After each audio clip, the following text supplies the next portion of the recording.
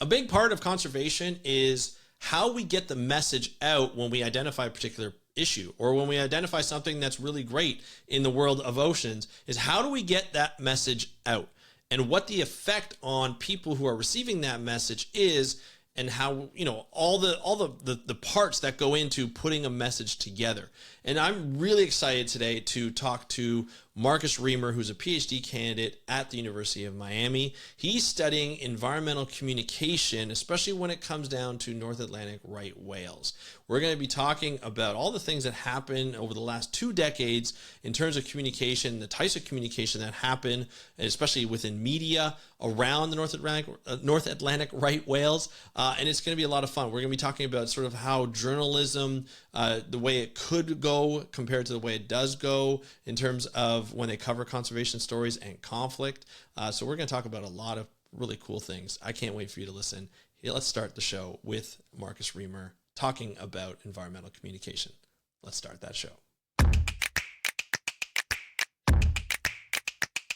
Hey everybody, welcome back to another exciting episode of the How to Protect the Ocean podcast. I'm your host, Andrew Lewin, and this is the podcast where you find out what's happening with the ocean, how you can speak up for the ocean, and what you can do to live for a better ocean by taking action.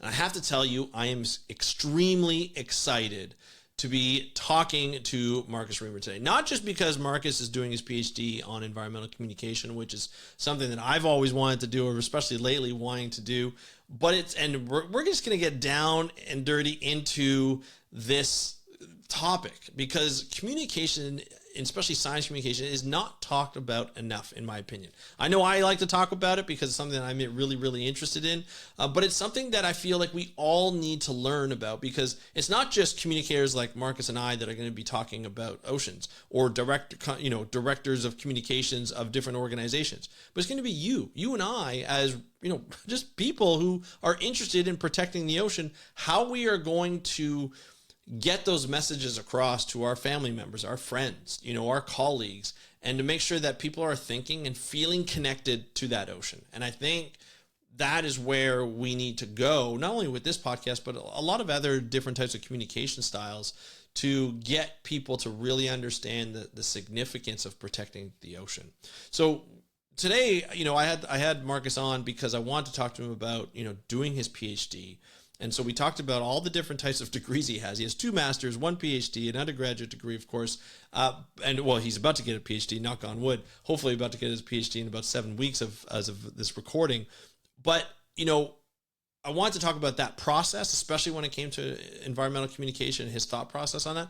But we also, at the end of the last half of the episode, we really talk about communication. We really talk about that focus and how there are different stakeholders involved, and how maybe when an issue comes up like northern Atlantic right whales and like lobster fishers, that they're not the only 2 people involved or organisms involved in this conflict. There are other people that are involved that will benefit from having these whales around. There are people who benefit from fishing with different gear. These are complex issues that need to be talked about, but it's really difficult to talk about all the complexities to an audience that just wants to know, hey, how do we fix this? How do we fix this quickly? It's never quickly, especially when it comes to marine science and conservation. And that's what we're going to get into with Marcus. So here is Marcus Reamer talking about his dissertation and how we can communicate over issues such as, the critically endangered and protecting the critically endangered Northern Atlantic right whale. We're going to talk about that on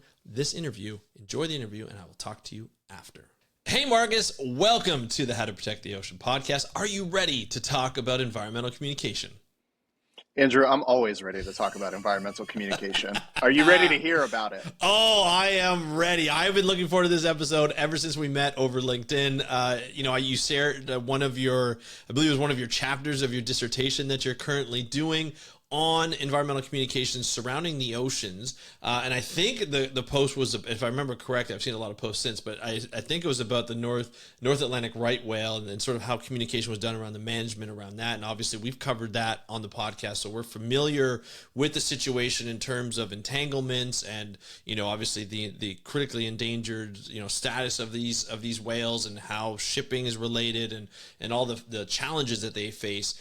But I've never really talked about the communication and how communication plays such an important role in not only, looking at endangered species, but other aspects of the ocean. And, it's always great when I can connect with somebody who's also in communications, who's formally learning about communications at a university. I've just kind of flown by the seat of my pants and just kind of done it that way.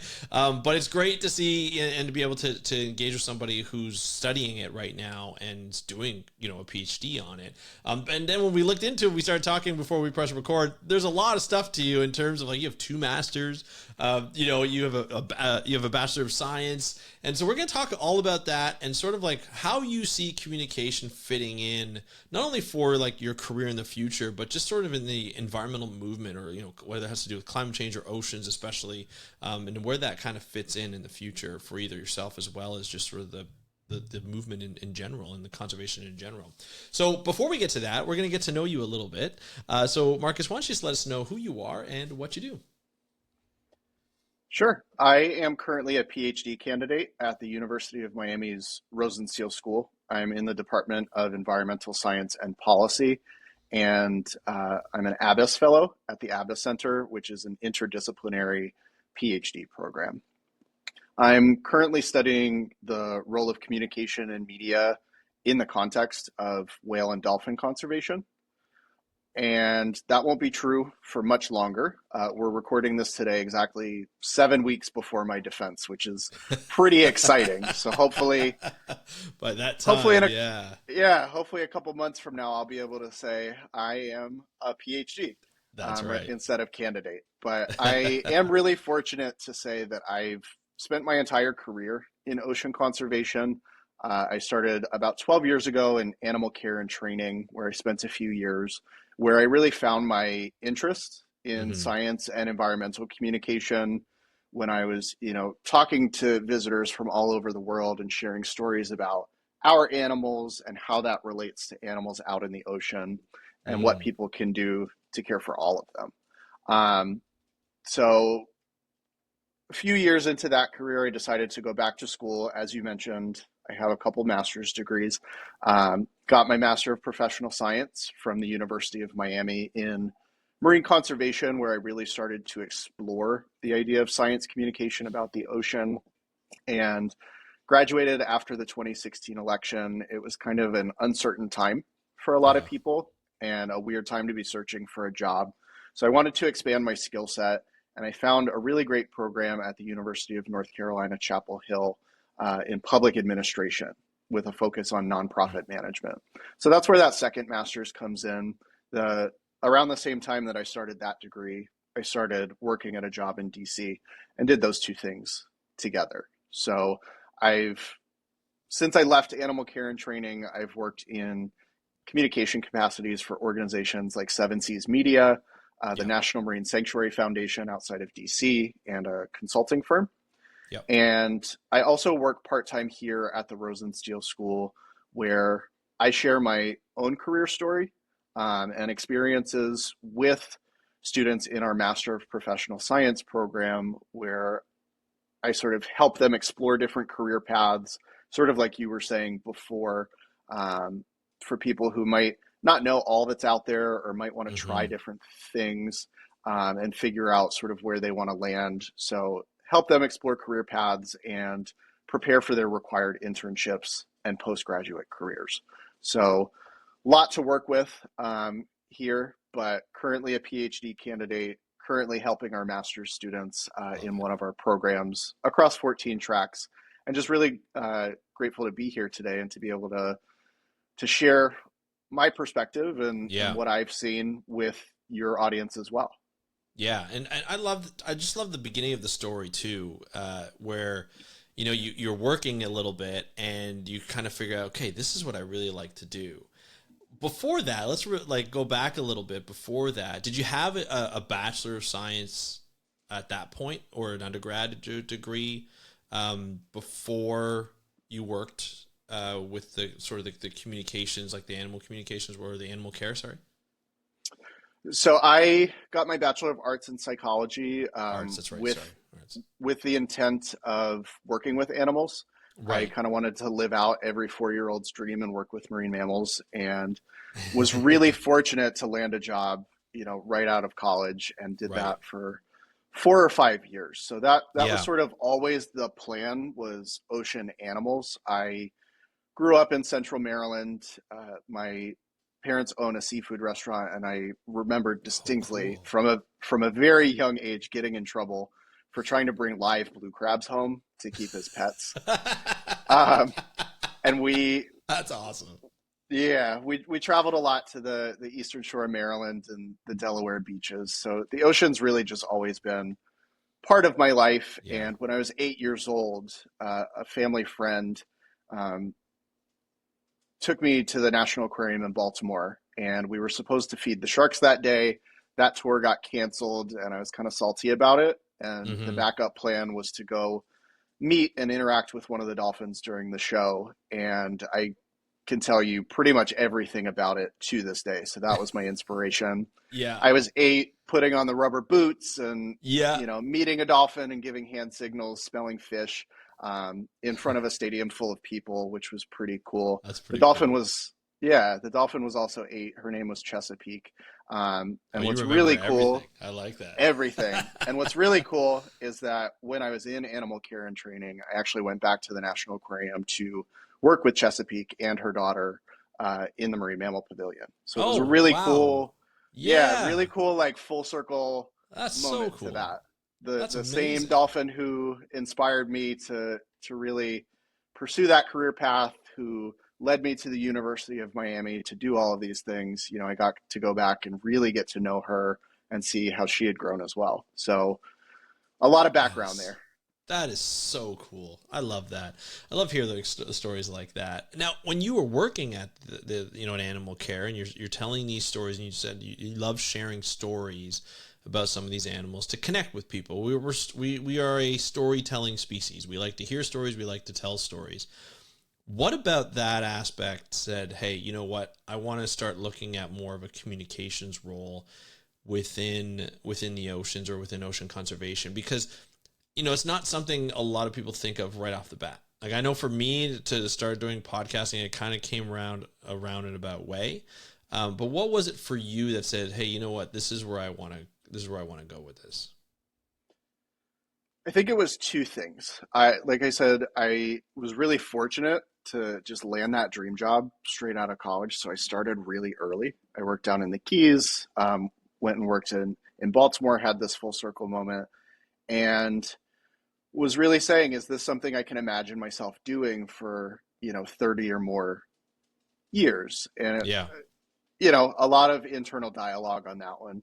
But at that same time, I met some really incredible people from all over the world who had an interest in not only the animals in our care, but the animals out in the ocean as well. And being able to, you know, teach people the most basic things. Dolphins are not fish, they're mammals, right? Right. Right. I'm an ocean expert. You're knowledgeable about the ocean, right? But there are just a lot of people who don't know things Mm-hmm. that feel very simple. So being able to empower people um, with knowledge, and they leave more educated than they arrived with, was really inspiring. Yeah. But really, it was those more individual interactions, whether it was kids during a poolside meet and greet who I saw a lot of my 8-year-old self in them and saw that twinkle in their eye, or if it was kids from Baltimore City Public Schools coming in for straight A night, if they wouldn't otherwise be able to come to the aquarium and show them dolphins and really share my love with them through story.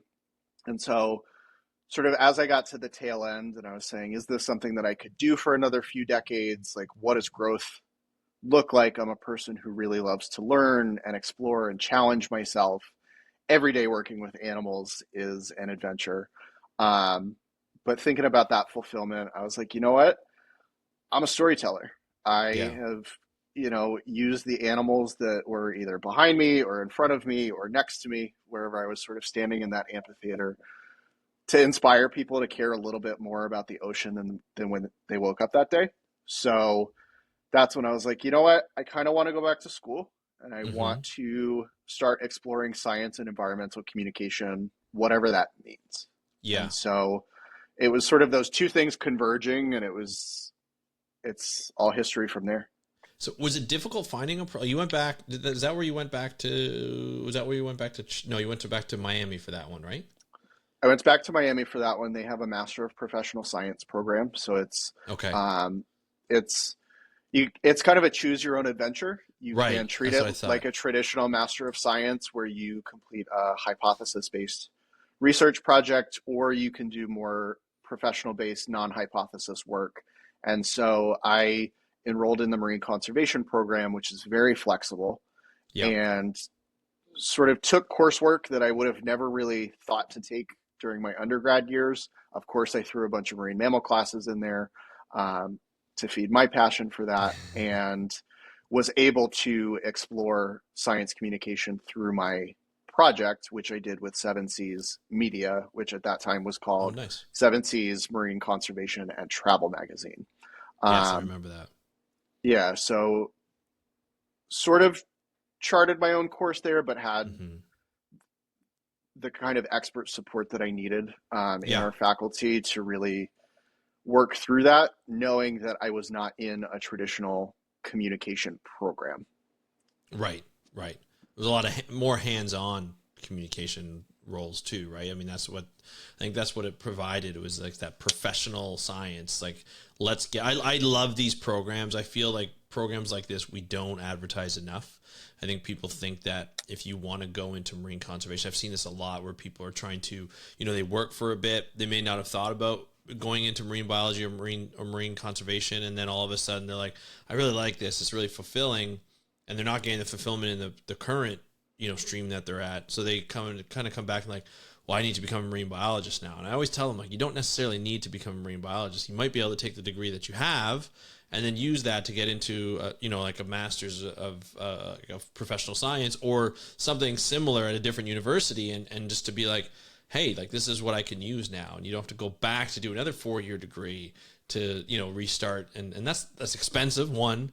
Plus it may not give you what you want. It may not give you what you like. There's a lot of us who've gone through the science program that don't end up in science all the time. And so I think for a lot of people, this is these programs are really ideal. And I know the Master of Professional Science has been a huge hit in University of Miami. So that's always great to hear. Now, coming out of that was when, right before the 2016 election. Was that it? Was that where? Right after I graduated December 2016, so Oh right yeah. in the aftermath, when everybody was sort of Yeah. wondering what happened next.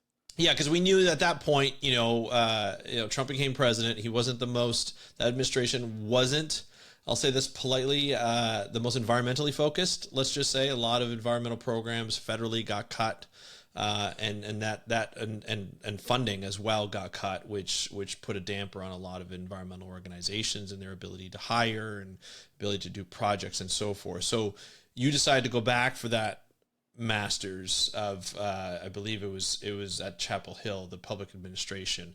So you kind of saw like a different skill set that you might be able to use in the first place. So what was that skill set that you really wanted to get out of that?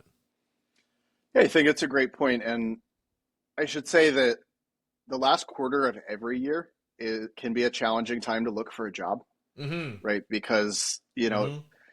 end of budget year, people are taking off for the holidays. It doesn't really start back until January. So that compounded with waiting for the new president elect to take office and see what was going to happen, you Mm-hmm. know, made it a bit of a challenging job search. And one of the things that I knew I wanted to do was work for nonprofit organizations. What were the skills that I did not get coursework in during my professional science master's degree? There were Yeah. courses that just weren't offered when I was there, that had previously been offered, things like grant writing or leadership. And so I was like, you know what? If I'm going to be looking for a job anyway, let's see about gaining some new skills and really focusing on the nuts and bolts of being not just a good employee, but somebody who could lead organizations or understand organizations and be a really effective team member wherever I ended up. Mm. And so I thought I was applying to a certificate program. It ended up being an online master's program. So happy accident there, as Bob Ross would call it. Um, and around the same time that I was accepted, which I guess was March of that year, I had found my job at the National Marine Sanctuary Foundation, and I started those two things about the same time. So it was really cool to step into a new job, which was a Yeah. senior level role under Yeah. new leadership, lots of big challenges to tackle, and then also sort of learn about those things Yeah. through this public administration program and apply them as I went. Yeah. So just a really, really incredible secondary experience. And I'm so grateful for that opportunity. And while it was an online program, Chapel Hill's just so good at what they do on that front. I was able to go to the campus 2 years in a row for what are called immersions, and it's online, in-person students. We all come together for special topics. And it was just a Oh, that's really cool. special experience. Yeah. So Nice. I call that like the third leg of my three-legged stool. I've got the science, I've got the communication, and then I've got that sort of organizational management or administration skill set, because one of the things that I often tell students or people that I mentor, no matter what you want to do, you're going to work for an organization or with other people. Even if you want to Yeah. be a consultant and work for Mm-hmm. yourself, Mm-hmm. even if you want to be quote unquote just a shark scientist off on a remote island somewhere, you're going to be affiliated with an organization. So you should understand what they are, how they work effectively, and how Yeah. you fit into all that. So I was really grateful for that experience as well. Yeah, this is something I've been discovering even recently. Like I've just turned 46, and this over this past year, I've discovered like there's a lot of jobs where they're like program coordinators or program managers and this and that, and you require a skill set that you may not learn in university through like a marine biology degree, maybe in the professional science, depending on the track that you use. But it's not easy to find a program that has it's a pretty diverse set of skills that you can develop. So having something like in public administration or nonprofit work or something like that you can gain that experience is really great. Project management experience is so helpful. It just like keeps you organized. It allows you to have maybe those senior type roles, managers, supervisors, and so forth. So it must have been great to be able to learn that alongside that Marine Sanctuary program, because you're just basically like, here's what I'm learning, and here's how I'm applying it, and I'm already applying it in real time, and I think that's such a, like you said, enriching experience. You don't get that often. It couldn't have been easy to do though, like work a full-time job and then do an online master's. How did you juggle that? Carefully. I'm really thankful that my boss at the Sanctuary Foundation was super supportive, Yeah. and the program was designed for working professionals. That online format is really Gotcha. Okay. for people who either have a job or are in the middle of their search, and so it's a lot of evening coursework, asynchronous. So I would be watching my asynchronous lectures. I shouldn't say watching, because I was listening to them on my commute into work, for example. Gotcha. Right. Right. Right. So carefully. But Yeah. the really cool thing was that, like, in my Master of Professional Science experience, I was around a lot of really knowledgeable and really exciting people who were tackling diverse topics in ocean science, conservation, you know, all kinds of stuff like that. The Master of Professional Science, it's just so much broader, because local government, there are thousands of them in the US, right? Right. So people working on veterans issues and human health and housing, I could learn new perspectives and apply it to my own work in a really different way that I didn't get in the professional science. So in that experience where I brought the communications interest and had to figure out how to work with that, in public administration, I brought the environmental science and had to figure out sort of how that fits with what we were Mm-hmm. talking about. And my colleagues were so diverse and just so interesting that it never really felt like work. So it didn't Right. feel like an extra lift, because I found it exciting and fun. So Yeah. while it was, finals Grueling week at was never times. finals week was never fun for anybody, but it was that combo of Yeah. enjoying it and just having a really supportive employer and team, and just a program that was run really, really well allowed me to thrive. And I Love it. credit a lot of my success to that program as well, because it informed a lot of my work moving forward into the PhD, and actually inspired me to pursue the PhD to begin with.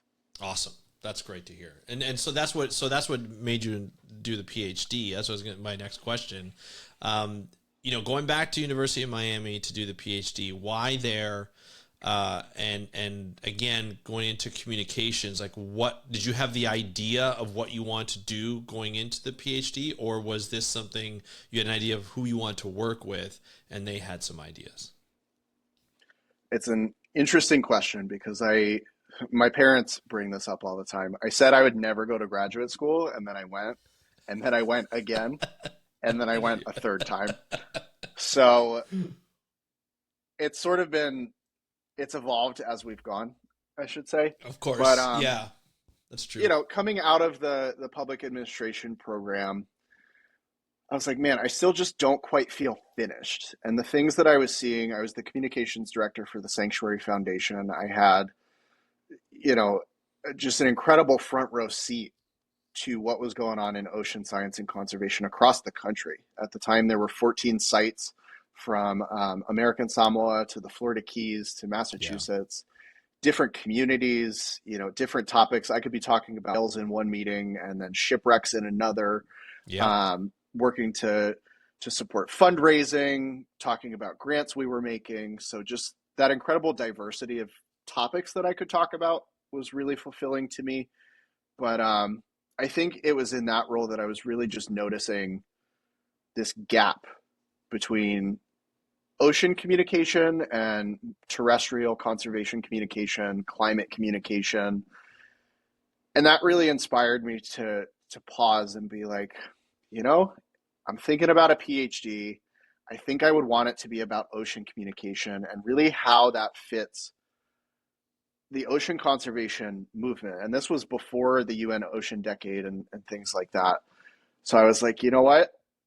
Let's just try, and let's find a program that's interdisciplinary and lets people get weird with Mm-hmm. what they want to try out. And I didn't have to look much further than the University of Miami for the program here at our Abbas Center for Ecosystem Science and Policy. It's a little bit different from a traditional PhD because you don't have to work with any one faculty member in a Right. particular school or college. So ending up there was definitely a match. I was familiar with the university and with the Rosenstiel School Right. already, and so I was able to come back and jump right in. So I didn't go in with this proposal to do communication and media about right whales, but it sort of just naturally fell into place because I started 6 months before COVID. I had these big dreams to go out and do community engaged work and tackle all these topics, wanted to work on some of the stuff with the Florida Keys National Marine Sanctuary Mm-hmm. expansion. And a lot of that got just curbed by COVID. And we obviously had to adjust course. And I give all the credit in the world to my co-advisors who were so patient during that time Mm-hmm. when I was like, well, can't go out and do that. So what are we going to do Yeah. instead? Here's a Yeah. million bad ideas that I'm just throwing out.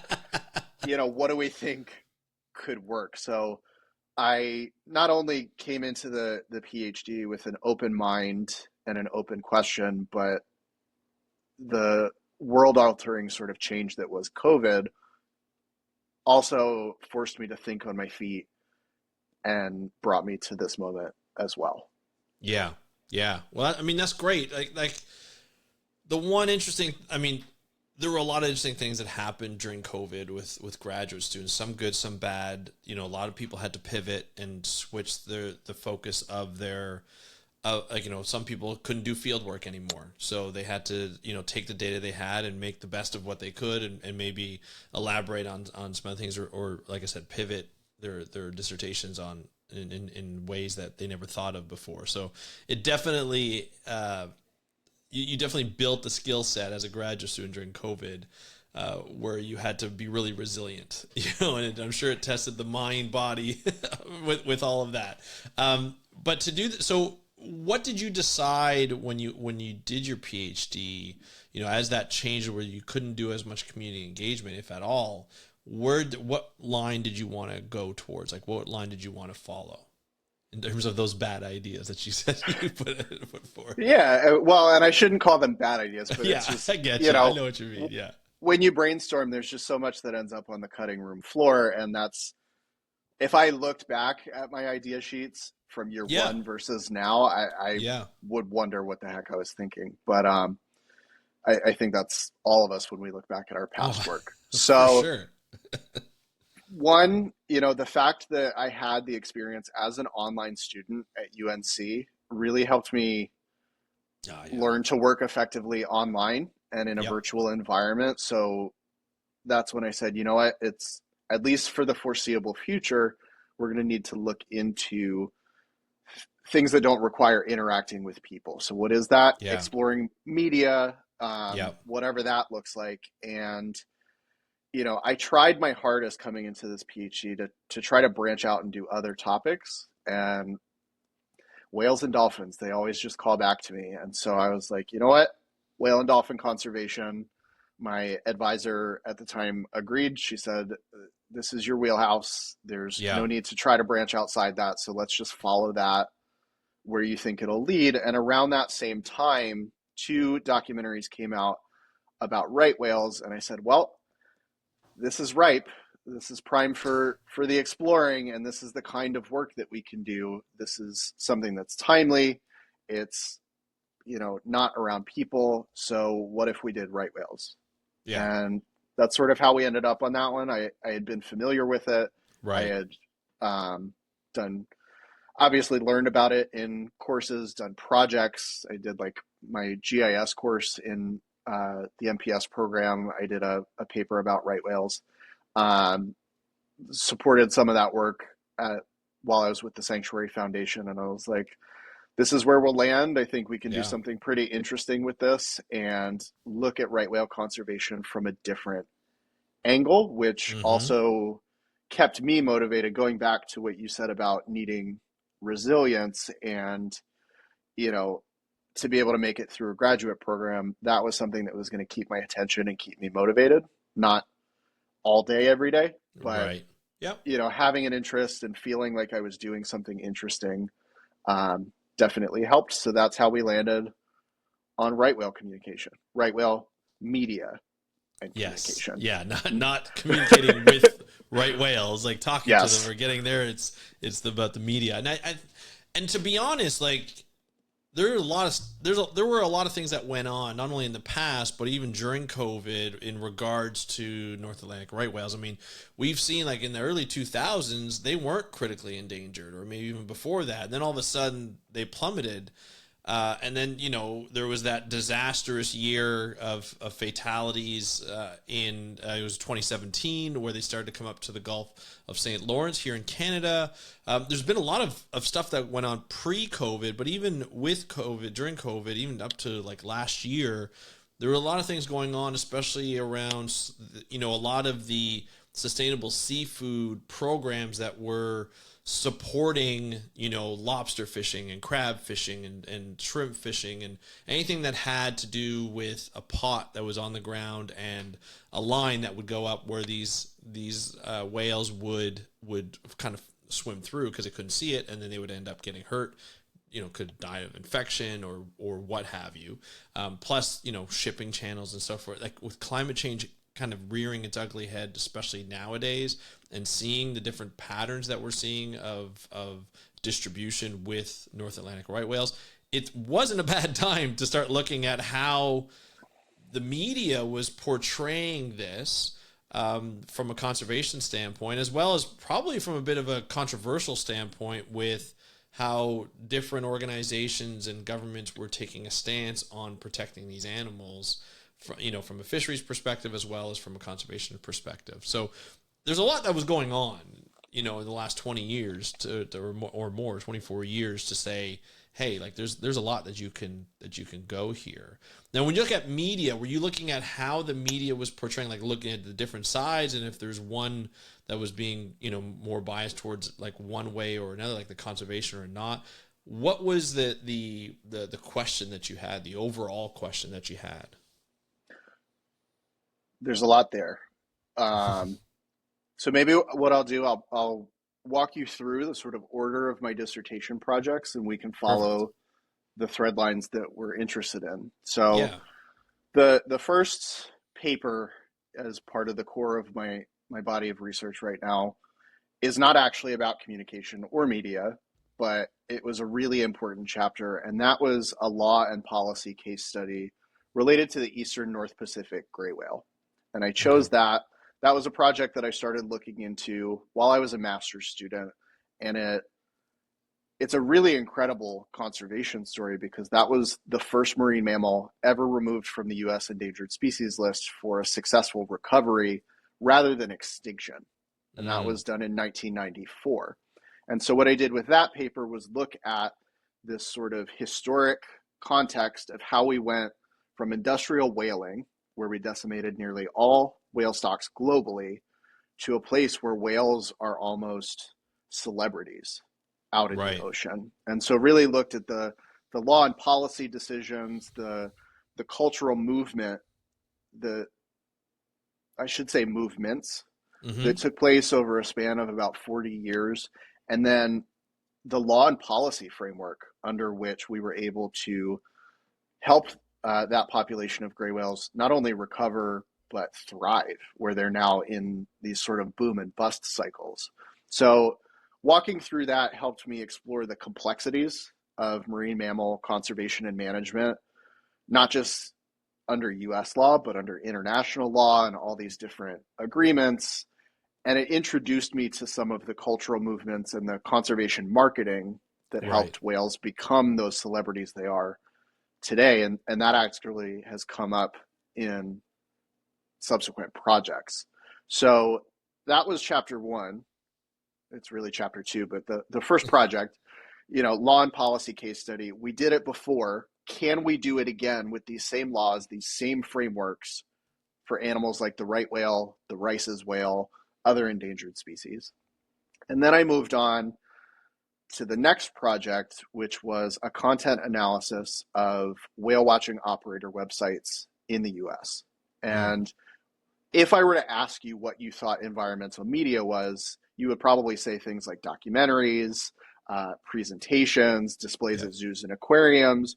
You probably wouldn't go for a whale watching operator website. Mm, But, coming out of the whaling era, when whale watching really blew up and we, as a global community, on the whole, changed the way that we consume whales from for meat and yeah. oil and other materials to visual experience and consuming them for that spectacle of nature. Whale watching is one of the only ways that most people will ever experience these animals in their habitat for real. Right. And the messaging that we receive from things like advertisements interact with things like podcasts or science talks that we go to or exhibits that we engage with at aquariums to create meaning about what whales are and what their plight is. So we looked at whale watching operator websites in 6 regions: so Massachusetts, northern southern California, Washington state, Hawaii, and Alaska, and really just wanted to understand what is it that whale watching operators are selling to people during that pre-tour experience. What are the expectations they're creating, and what do people think they're buying, Yeah. right? And that's a really important thing to consider because we don't always actively engage with environmental media, but we experience environmental messages in passing all the time. It's almost like a pinball machine where we're sort of just bouncing around. Even Lisa Frank drawings of whales and dolphins, like that helps shape Yes. the things that we think they are and what those animals mean. So looked into whale watching operator websites, and Massachusetts was obviously one of the focal areas. And they, on the whole, promote right whales as one of the top species that you can see Right. for the operators who listed, specific species. So Yeah. they're obviously something of interest up there. We didn't really see, specific right whale tours, but they were mentioned fairly frequently. So they're at least known and something that people want to see. So that sort of told us what operators were focusing on. It's what we found was that it's more about the things that they can control. Are there bathrooms on board? Are you going to be able to learn if you want to? Who's the captain and what's the boat? Can you bring food? And conservation and education were a little bit lower on the list of priorities, Yeah. and we saw lots of stereotypic images, what we called the whale watching imaginary. So the imagery is pretty standard across regions and across websites. You've got whale Picturing it right jumping now. on a whale jumping on a scenic backdrop, Yeah. whale tail, people leaning over the side of the boat with their cameras to take Yeah. pictures of a part of the whale that's up close. So it's not all that diverse, but also you're trying to get people on the boat so that you can educate them and give them this incredible experience. So you don't want to show a picture of a whale logging 300 meters away. That's just not all that inspirational. So some interesting stuff came out of that one, but it wasn't traditional environmental media as you might think of it. So we had the law and policy analysis, we had the whale watching operators, and then we get into the right whale stuff. Started by looking at 13 years of news coverage in larger US newspapers from 2010, when the population started to decline from its moderate peak, all the way through March 15th, 2023. And where that project came from, I got a news alert one day through like Apple News or something that had said, as part of a federal spending bill, the US Congress had blocked certain provisions with right whale conservation and the federal agency's ability to manage that. And I said, well, that's interesting. Let's look into that. Yeah. Saw some follow-up stories, and I said, you know what? I want to know how we got here. Mm-hmm. And so went through and chose 6 large US newspapers, sampled everything they had done for about 13 years, which ended up being 356 texts, which include letters to the editor, and really just set out to figure out what those stories they were telling were, what was the focus, and how they were presenting it. So to your earlier point about a lot happening over the last few decades, yeah, saw it firsthand. And what came out of that project, because we went in and just coded for, which publications are publishing about right whales most, which authors, what are the themes they're talking about. We found that one publication and one author were really driving the narrative.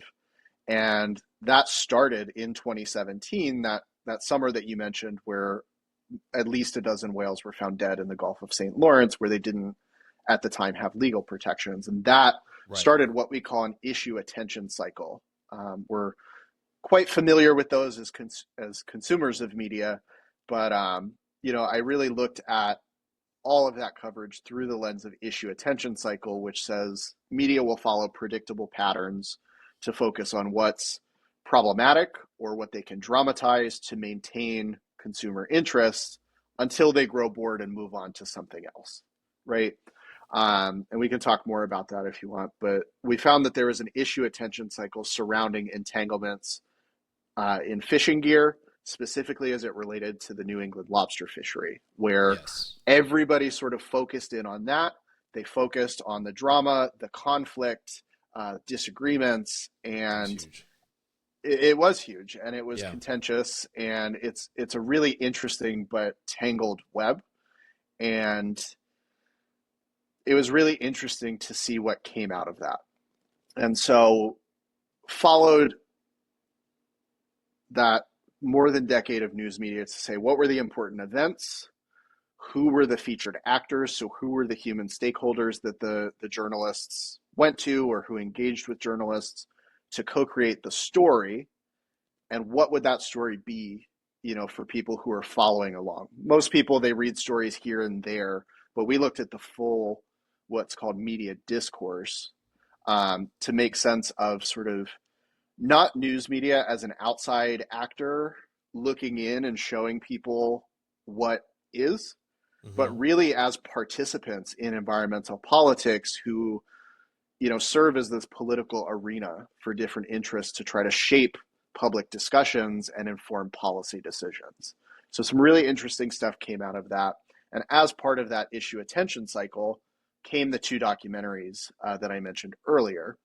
So the next project was to do a critical examination of those two documentaries. It's really rare to get two movies about the same topic by different filmmakers within a Yeah. year of each other, that take such different approaches to storytelling. And so I wanted to take advantage of that opportunity to compare and contrast. So I looked at both of those films. I've seen both more times than I can count. I'm sure my dog can recite it in his sleep at this point. Um, but really looked at the different angles that they took, the storytelling devices that they used, and then expanded on that project with the final chapter of the dissertation, which is really where we took it to real people. So where we looked Mm. at the contents of the media in the study before, we wanted to look at the media effects. And so I did focus groups where people saw one of two films, and we talked through their experience as a viewer, what they thought the filmmaker was trying to do with it, what they understood the issue to be after seeing that film.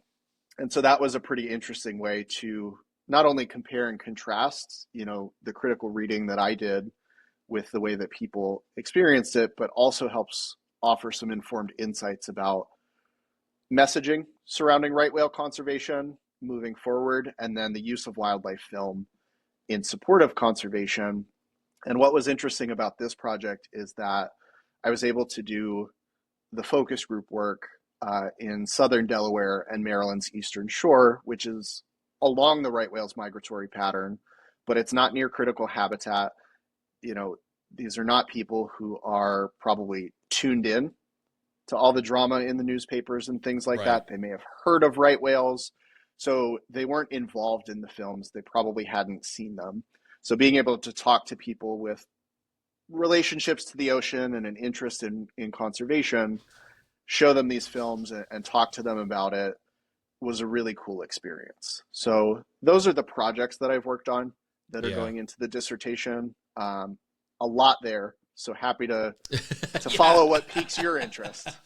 Well, I mean, when you're working on a project, like obviously you're still working on probably in your writing phase, and I don't know if you've submitted yet. Have you submitted yet? No, not yet. So Not yet. you're still probably putting the finishing touches on over the next few weeks. But overall, like when you look at media, because I one of the reasons why I started this podcast is because when I start looking at articles, when I was looking for articles during that time, I was like, it seems to be talking about the same thing over and over again. Obviously, whales are a big topic. Sharks, usually it has to do with shark quote unquote attacks, right? And the negative that comes around that.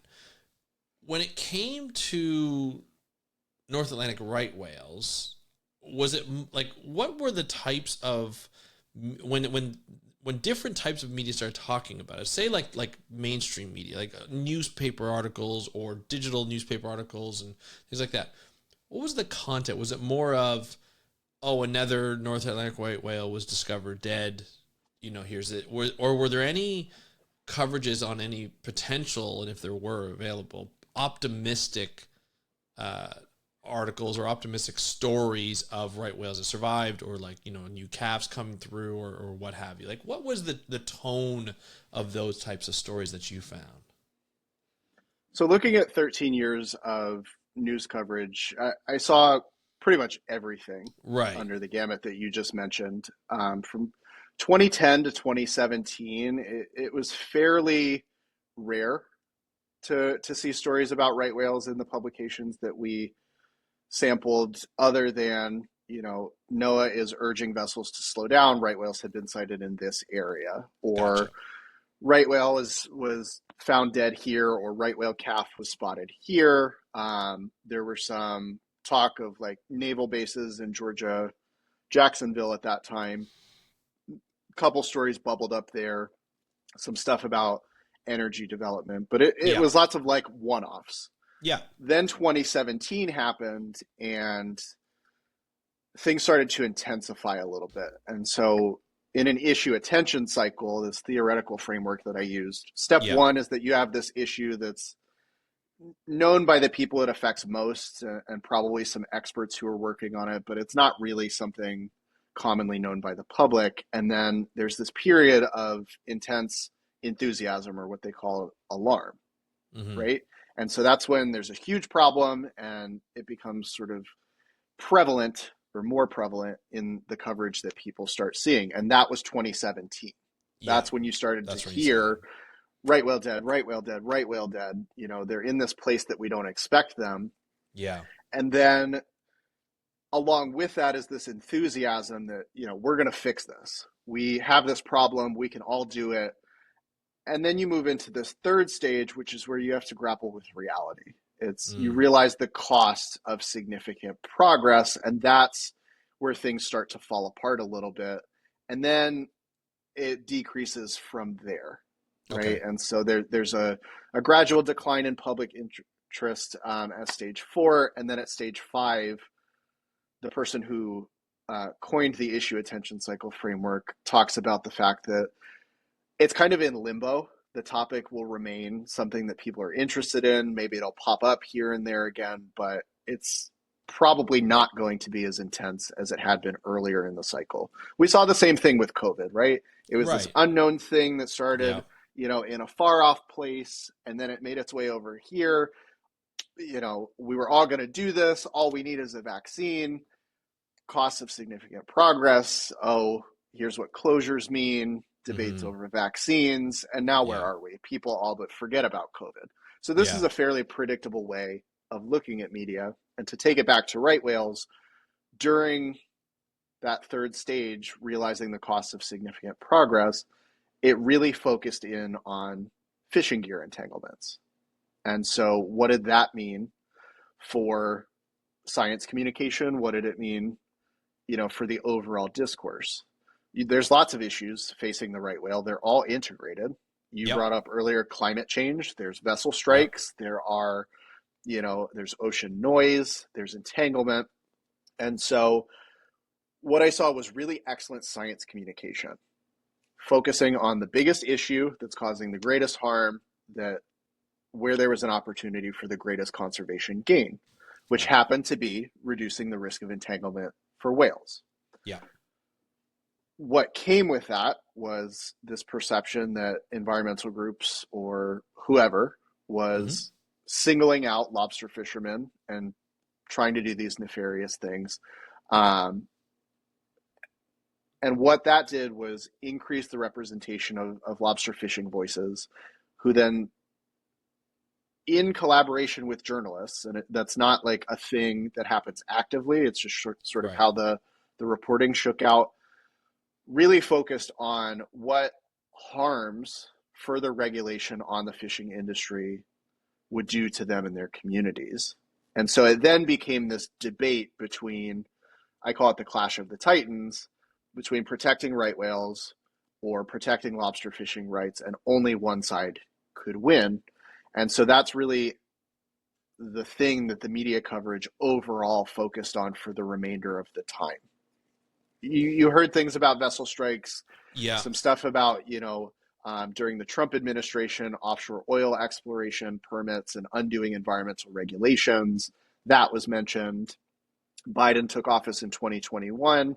That's when the Fisheries Service started to really explore new rules. There were a bunch of lawsuits. So it really just focused in on the fights. And even in stories that were focused on solutions, where there were stories that talked about fishermen who were really invested in, so-called ropeless fishing gear technology and trying it out, and were really committed to participating for the benefit of right whales. Even those stories included some kind of conflict, whether Yeah. it was certain fishermen are calling these fishermen traitors, or the state government denied special permits to try out ropeless fishing gear, and that created a new conflict to consume. So like even those solution stories focused on a conflict because that's what people Yeah. read. And then we got to this inflection point where, as you mentioned earlier, seafood sustainability labels changed the designation of American lobster from US and Canadian fisheries to an unsustainable source, citing right whales as the cause. That caught a lot of people's attention. Blue Apron, the meal kit company, stopped carrying lobster. Whole Right. Foods, Walmart, like There's a pretty lot. wide, Yeah. yeah, pretty recognized organizations took notice and said, as part of our sustainability commitments, we're not going to carry lobster. That caught Congress's attention, right?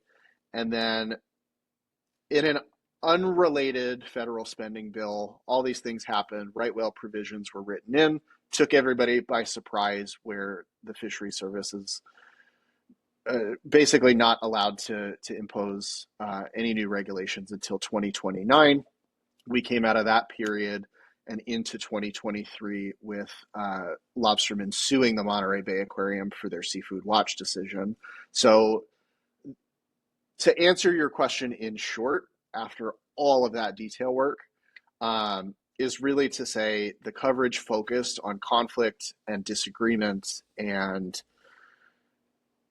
the problem, and scientists and environmental groups sort of stayed the course, and they really tried to focus on rope as the issue, not fishing, not Right. fishermen.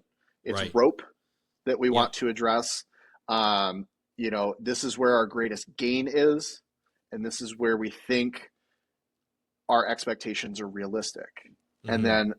then, when you heard people talking from the lobster fishery, whether it was individuals or groups, they talked about themselves as this sort of small scale fishery that was being villainized, when in fact they have a great deal of power and influence in that region. But they also compared themselves to right whales and called themselves endangered, and said any Yeah. regulations would cause them economic harm, it would harm their communities. And so it really became this story of, we're stuck between a rock and a hard place and we have to pick one. And that doesn't necessarily reflect the scientific reality. It doesn't necessarily reflect where things had been, but it's Yeah. what was presented to people. Right. Um, Now, yeah. so this is the interesting thing that I always have. Like obviously, in stories we like to have conflict, right? That makes a good story, and that conflict happens, but at what cost? From a journalistic perspective, you think you want to stay in the middle. Here's the one side, especially when it came to small scale fishers who are using, the lobster pots. And then here's the other side of a lot of NGOs, government workers, and so forth, who want to protect these wonderful animals, these northern right whales. At what point do we just kind of say, hey, look, like a story is a great story, and that's wonderful, but at what point do we kind of hold journalists accountable to be like, where do we want to go from here? Like, what do we want to do? We understand that there are two sides to this conflict. We want fishers to continue to fish. We want these animals to grow in population and be healthy. And so from a media perspective, from a communication perspective, where do we be like, okay, we understand both sides. What's the best way forward? Oh, there's this new technology that allows ropeless crab pots and lobster pots. How about we invest? Like, how about we say, hey, let's invest in this more so that we can decrease the amount of instances or the risk that these animals will get entangled because there'll be less pots. Now, I know the fishing community was not necessarily happy about the first iterations of these ropeless pots, but if you can have more significant investment, that means the technology could, in theory, could move through faster. So, like, at what point, do the journalists be like, instead of getting the story and make the most conflicting story, or the one with the most conflict, and then get clicks or get papers to read, at what point do you just be like, let's move forward with like the best option for both sides? I wish I had a simple answer for that. Yeah. But I'm going to give the stock academic answer that we don't really know yet, because this is so challenging. I think generally with science and environmental journalism, there's just changes in the news industry where you don't have specialists covering a specific beat the way that you used to. So science and environment is now very broad, right? And going back to the gray whale paper that I mentioned earlier, like marine mammal conservation is a special kind of complex. Yes. Right. There's just so many 100%. overlapping laws. These animals Yeah. travel through jurisdictions. They intersect with lots of different human uses of the ocean. And there's just really robust conservation marketing behind them. So they are especially complicated to communicate. And I think right whale conservation is extra complicated in that, because you have these interrelated issues. Climate is driving changes in their prey, which is leading whales to new and unexpected places in different aggregations. And there are lots of things that are threatening them. The math is bad, right? The population can't afford to lose a single individual each year, and we need to almost triple the birth rate. And what's the way to do that? Stop injuring and killing them. How do you do that? Well, there's shipping, and then there's fishing, and then there's noise, there's noise and all kinds of stuff. So at some point, if you're a reporter or you're an editor trying to find the story that you want to include in your upcoming paper, you have to frame something, and you have to exclude almost all of the other things to be able to tell a simple and clear journalistic story. Right. When the science behind it is very complex, and climate is a big factor here. That's the overarching like mega boss that's touching all of this. And the thing that we need to do is decarbonize and slow climate change and ocean warming and things like that. But in the meantime, this particular species doesn't have decades for, figuring that out. Yeah. So it's kind of like the science and the reality has boxed things into a point where you have to make tough decisions. And that emphasis on conservation technology, it's probably where the most conservation gains are. Mm-hmm. But focusing on technology as a solution, there's other research out there about this. It's just a really limiting strategy, because it convinces non-experts that there's nothing that they can do to be part of that. That's for the engineers, that's for the experts, that's for the government to pay for. I'm good. Right? When you actually need that public pressure to create the kind of demand for the industry to adopt the technology, right? Yeah. If and when it's ready. And so I think this is why it's so interesting to me to look at, is because you see all of these things sort of intersecting, and it's like, okay, well, what if we did this? Well, that comes with its challenges too, or that doesn't line up just right. And so I am not at a point where I have great suggestions moving forward, because what I've done so far is just look at the landscape, and the landscape is really complicated. Yeah. And it's true. Like and the one thing I was thinking as you were saying that when you were talking is, if you start to throw all the complexities to people, to an audience, then they can get really down on the situation and like, well, there's no way out. You got climate change, you got ocean noise, we're not going to stop shipping from happening. We're not going to stop fishing from happening. These animals are doomed. Let's just forget about it. I remember when I first started a YouTube channel a number of years ago, like early 2012s, 11s, one of the things I focused on was all the issues. I'm like, I'll talk about the issues, and we'll just, if I talk about them, then people will listen to them more. And I remember talking to somebody. I was out at dinner with the owner of my gym, and it was a group of us, and she was like, "Oh yeah, I watch your videos." And then I had to stop, and I was like, "I really liked them," but then I had to stop. I'm like, "What do you mean you had to stop?" She's like, "I kept hearing it was just negative and negative and negative, and I just felt helpless." And I was like, "Oh, interesting. Oh, okay." And so I started to really think about that and be like, I've got to be careful of how many negative stories that I cover. You still have to cover those stories, but you have to show that optimism. And I went to a conference, International Marine Conservation Congress in 2014, and the theme was ocean optimism. And, I spoke to a lot of people about that theme that weekend, and just being like, or that week, and just being like, it's important for us as scientists, as communicators, to put forth that hope. where we can see, people adapting. Like with climate change, a lot of the times, I'll talk about climate change, like, yeah, there's really no way out of it, right, Andrew? I'm like, you can look at this, country down here, like in the Philippines, and you got these fishing villages who have they know that there's going to be typhoons. They know they have marine protected areas. They've installed them. But then when a typhoon comes in and then it kind of disrupts everything and they have no money, then they have to fish everything. But now they've got a savings account that they've put together so that when they do have these typhoons, well, they can come in, they can use that money in the meantime, and then that holds them over until that marine protected area kind of gets back to normal, gets out of this thing. There's just not added pressure to that.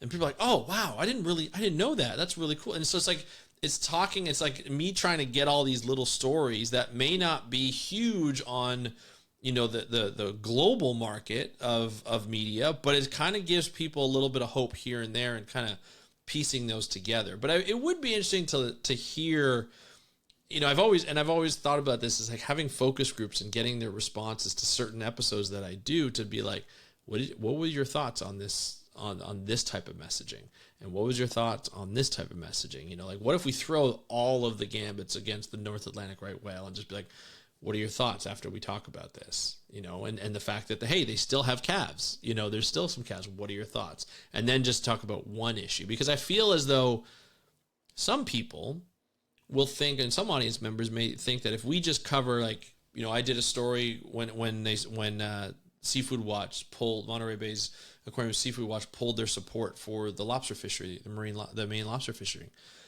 and I remember I covered that, and so I'm sure some audience members are like, well, if we can get rid of the fishing, then we can get the whales back on track, potentially. But then there's a lot of other things that go, like shipping is like they're notorious for being hit by ships because they don't move very well when they're at the surface, or they sit just below the surface, so they're really hard to see. So there's that aspect. So it's interesting in the way to go about it, but there are solutions. It's just you have to throw the whole gambit of solutions to that face, and it's just like you said, it gets more and more complex. And I think that's the challenge for communicators in the future: is how can we try and simplify the problem, or do we just talk about the complexities and how we're addressing that complexity, right? Well, and I think going back to your point about wanting to do focus groups on your own podcast, I did Yeah. focus groups with the two films that are out there that focus on right whales, and I heard a lot of the same stuff, right? The two versions of the film, well, not versions, but two distinct films. Yeah. You've got one that is by a reporter who reflects his reporting that he did throughout that period that I researched. So it was about lobster fishing in New England, the policy processes, the conflict, and it doesn't leave with a resolution. And the other is by a Canadian filmmaker, focuses more on Canada, Florida, throughout its range, Yeah. doesn't talk about policy, and there's only one fisherman in it, and he's a participant in whale research and rescue, and also trying out this gear. So you've got one conflict and one solution story. Mm-hmm. Showed people and had these conversations, and just like you were saying, like a lot of the feedback, the opening question that I started every focus group with, finish this statement. When the credits rolled, I felt blank, and I heard a lot of negative emotions for both films. Yeah. Hopeless, defeated, I feel angry. And so through conversation and probing that, what it comes down to, and this is not unique to these two films, like, Right. I should lead with the fact that both of these films won awards. They are well done, high quality. This is not unique to these two films. This is something that people who study environmental film ask often, which is, what are they supposed to do? Right? How are they supposed to play into conservation and policy? And a lot of what I heard from people really just boils down to, they spent so much time describing the problem, which I probably could have understood in a couple scenes, but then they left me with these big feelings, and I don't know what to do with them, so I'm just going to pack them away. And these are people who hear about right whales in their local news when they pass by twice a year. These are people who live by the ocean because they appreciate the ocean. And I've heard from people, all kinds of political ideologies, different age groups, where it's like, sure, I care about this issue, but the government has to solve it. I don't know what I can do because I don't Right. lobster fish in New England. I don't Yeah. have a boat, Right. right? And so some other things I've heard too, people, when I would ask, okay, the film didn't tell you what you're supposed to do. What do you think you could do? Almost everybody went to boycotting certain types of seafood, which the film's never mentioned. Right. And so the fact that we just jumped to boycotts has some interesting implications. But then I heard from people who are like, okay, I could boycott this seafood, but I don't eat lobster and crab regularly. I'm not that wealthy.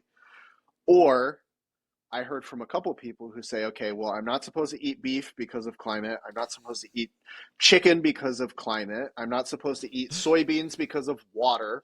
Right. And now I'm not supposed to eat seafood because of whales. What the heck can I Yeah. eat? And so Yeah. that's where we Fast all talk day, about, every day. yeah, I mean, this is where we start to hear from people that like outside messages do matter because it Yeah. places this context. And so the focus on the problem is something that not just these two films, but the reporting that I looked at really focused on, but it didn't really do the follow through.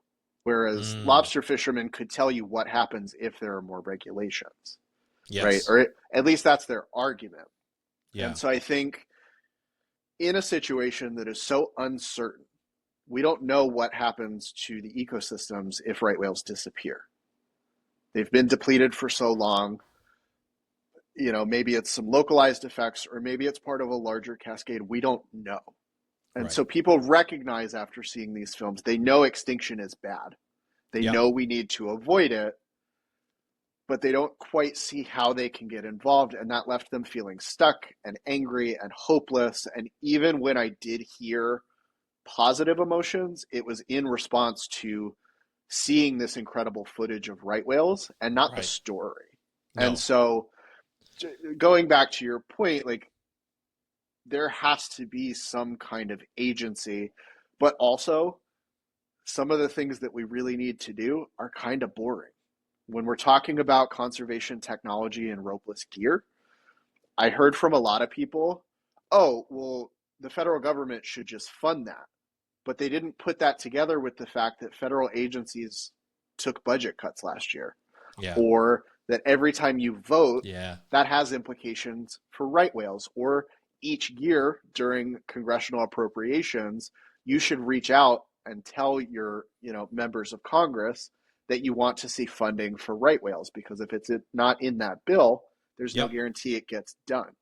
And then Right. when you pose the question, okay, if we're paying for conservation technology, what are we not paying for? What are we giving up? Right? And those are tough conversations, but like that civic engagement is really important. And I'll go back just one more quick point about the conservation technology. A lot of what I heard from people is like, well, the solution's right there. It's this fishing gear. Everybody wins. Lobstermen can keep fishing.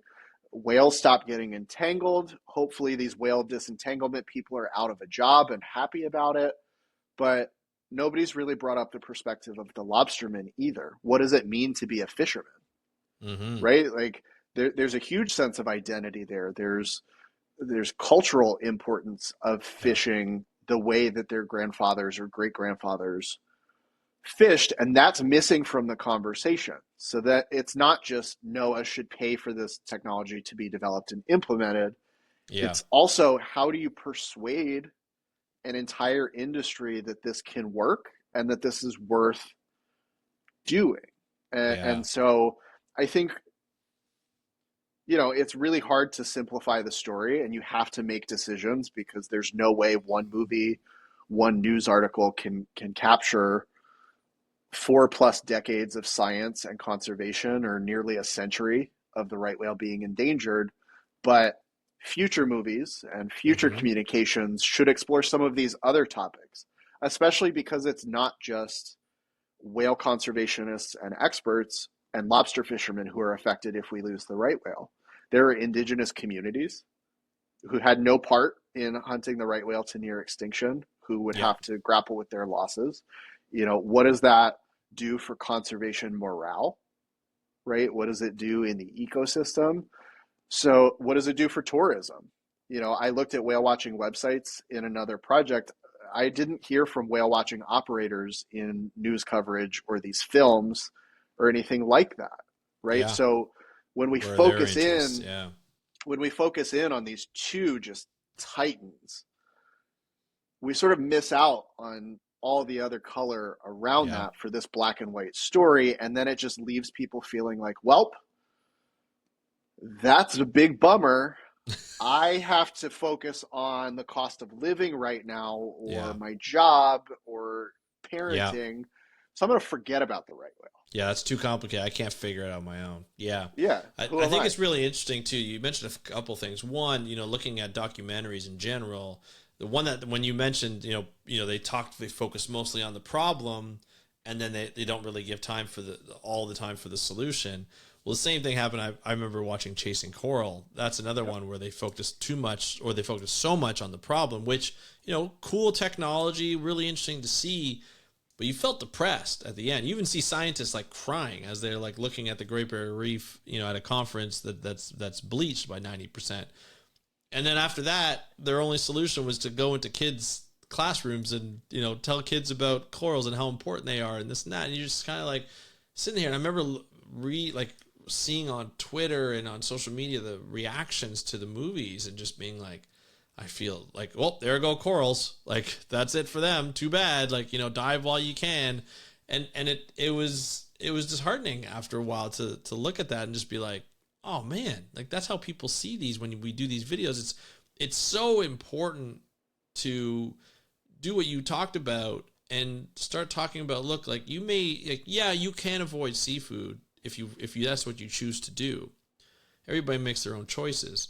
But it's also like talking about the policy and being like, if you vote for this type of candidate, they're more likely to fund, environmental legislation or environmental policies, or put in environmental policies and regulations to help these animals.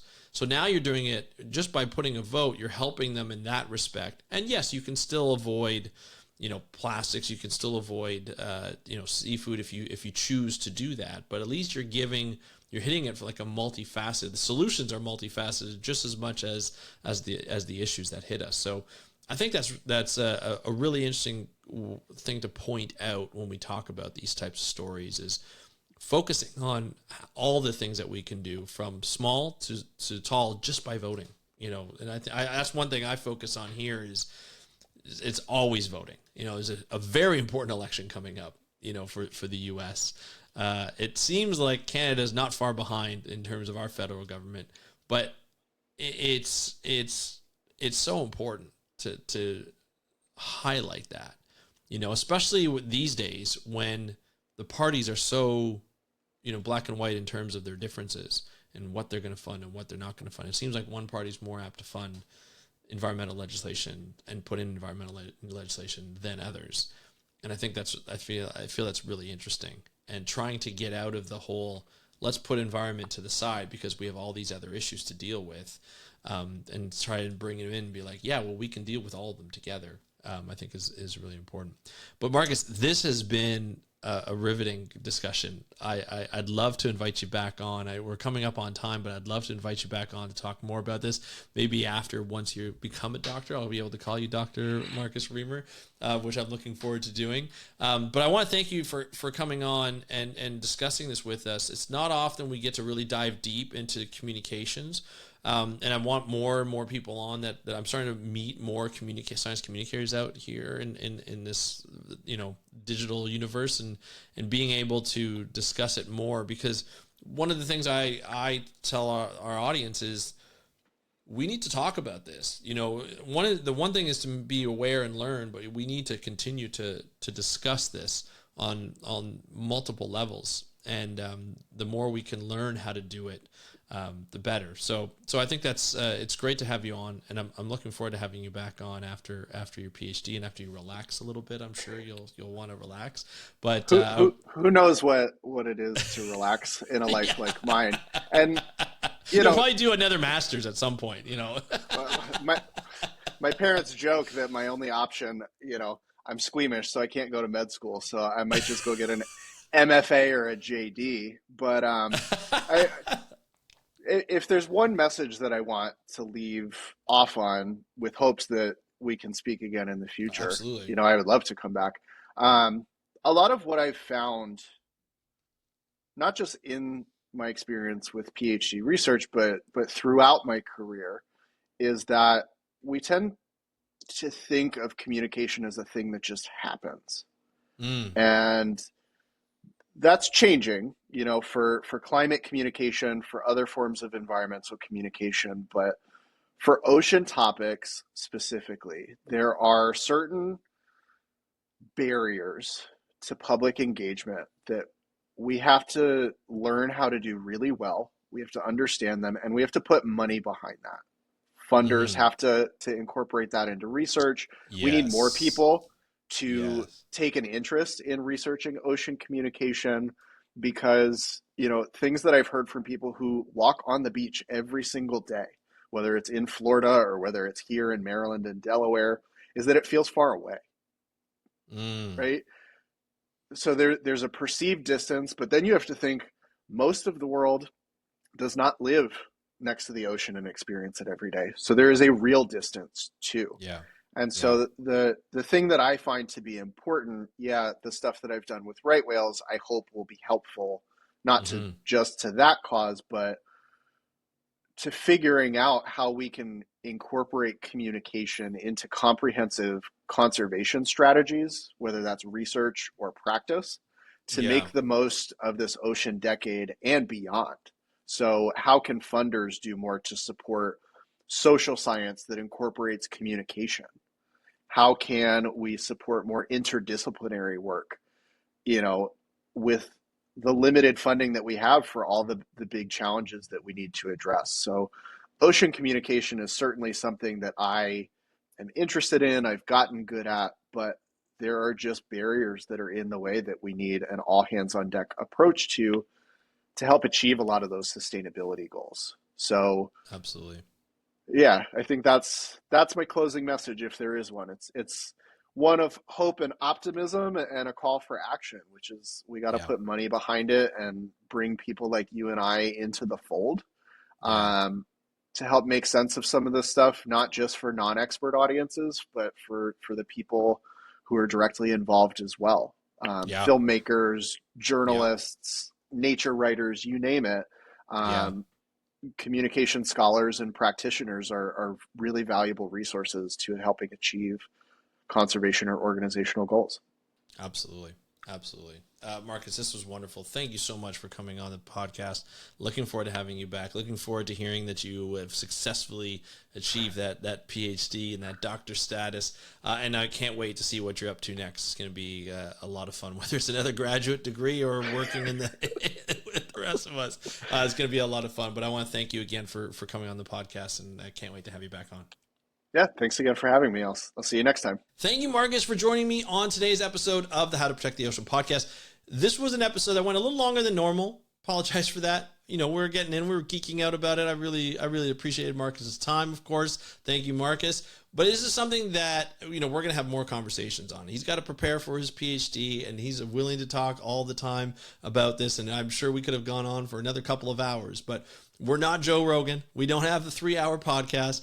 So I want to kind of keep it a little tight and make sure that we were talking about, the issues that we want to talk about and the topics that we want to talk about. But we're going to talk about more about environmental conservation and communication when he comes back on. And I'm looking forward to that happening. And hopefully I will be talking to him as a doctor at that point. But I want to thank Marcus for joining us. And I want to thank you for listening, because like I said before at the beginning of this episode, this is a way for all of us to learn about communication, because we all have to communicate that message, whether we're communicating to our politicians, whether we're communicating to our family members, our friends, our colleagues. Getting people connected to the ocean is really important when we talk about protecting the ocean.